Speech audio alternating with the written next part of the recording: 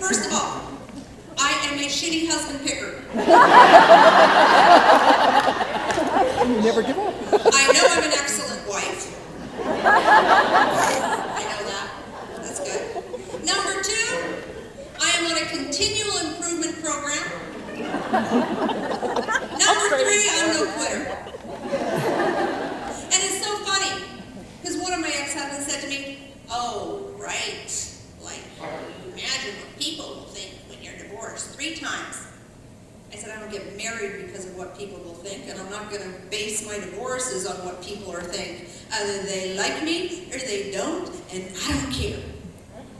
But life is too short to spend it with some miserable goof that makes you feel miserable every day. Move on. Move on.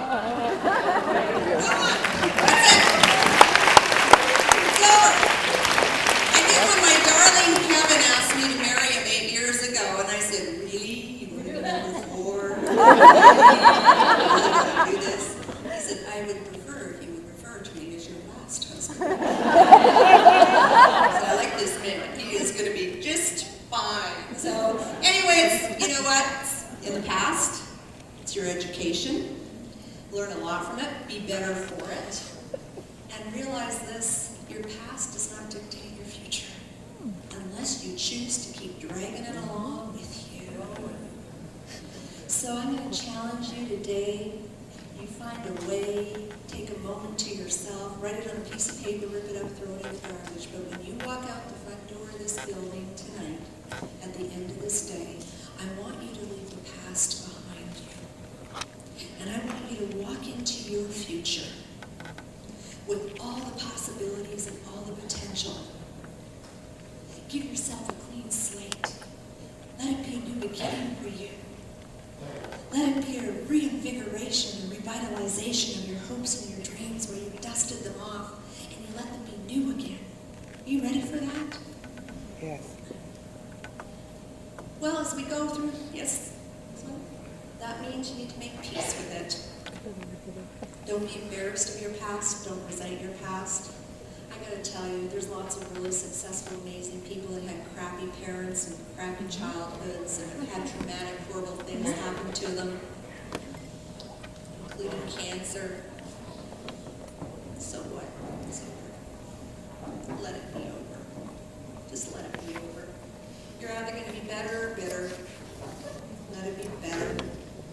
But in the end, it comes down to it is a choice. It's a choice. So whether it's good excuses, good reasons, create more good reasons.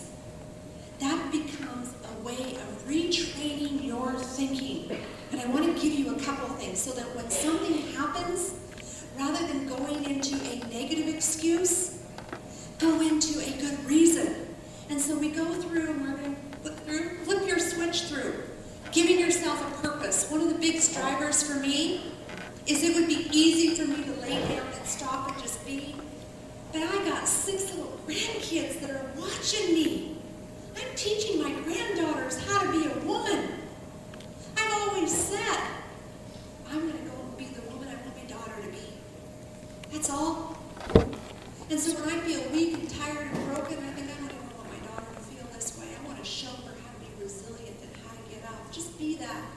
So don't you kid yourself. You are significant, and you are being watched. And our children of today are learning how to be the adults of the future because of the role models they get through us. They have hopes and dreams, and they are excited about their futures in direct proportion to how we are. So do they see that in you? They hear you talking about, I'm so excited about the future. I'm going to tell you, they're hearing a lot of negativity.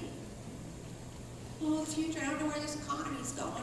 Things are really in the tank, aren't they? Poor children today, will they ever be able to afford a home with the cost of education? I don't know if they're ever going to be here saying, on behalf of our children, I'd like to tell you to shut up. Just shut up. You don't have anything exciting and good to say about the future? Shut up. You're killing them. You're scaring the daylights out of them. Stop it. We all have fear. I got fear. You got fear. I wanted that song to come out. I got, it's gonna yell that song, whatever. It's all normal. It's natural too. The secret is this. It's normal to be afraid. It's what do you do with it? I want you to start realizing in your language, I was afraid. And I couldn't do it because blah, blah, blah. Just change it to I was afraid, or behind every but, just say I did it anyway. I didn't have enough time, I didn't have enough money, I was too fat and I was too skinny, but I did it anyway. That's when you become a champion. So when that becomes part of your language and you start using it and you start teaching it to your kids, but I did it anyway. So you can't stop the excuses. The buts usually lead to something negative. Let's just put something empowering and positive behind it. In the end, your greatest gifts are buried in your deepest fears. If you continually run from fear, you are going to continually be disappointed, underwhelmed. So take something. When you feel fear, rather than shutting down from it, grab a hold of it. Grab a hold of it and do it anyway. Because there's a gift in there. That's how you grow your comfort zone and you give yourself more. So I've given you some great tools here to be able to begin to transform your thinking.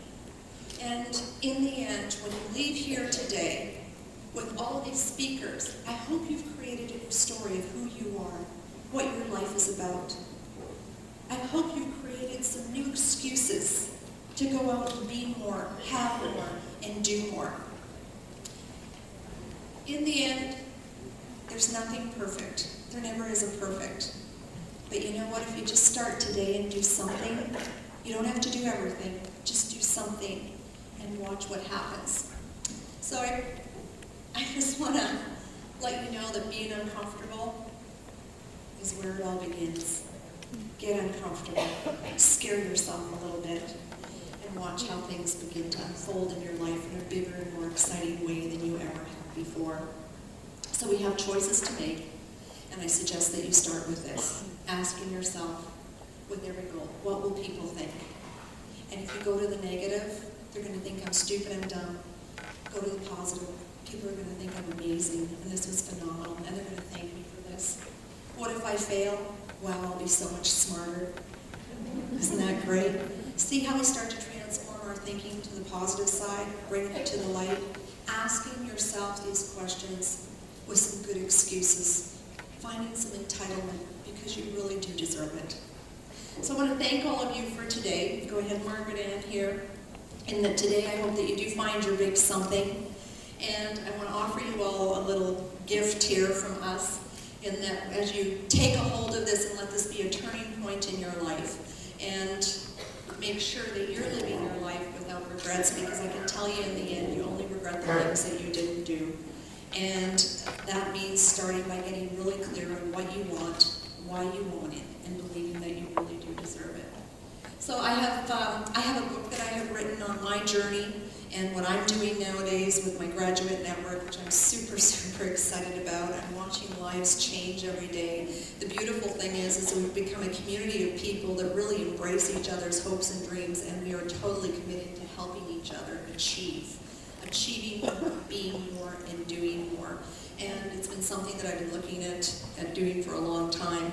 So this book is on Amazon. We have some here today that we're selling for $5. All I asked is that you do is gift it forward, and that you read the book, you write an inspirational message in it, and you pass it on to somebody else. And let's start becoming this positive chain reaction that